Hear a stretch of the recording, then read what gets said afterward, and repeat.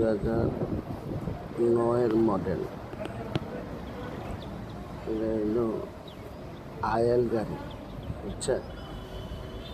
2009 model IL. সাইডটা দেখেন, পিছলাটা দেখেন, পিছন সাইড ঠিক আছে, ঠিক আছে।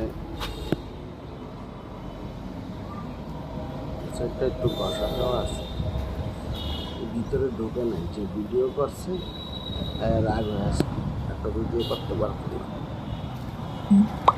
আপনার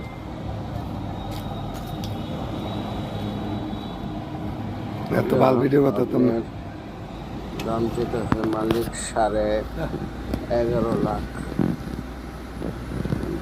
দাম চাইতেছে। সিট ভিতরটা ভালো, কেবল গেলাছে, কাম করাইছে মনে হয়।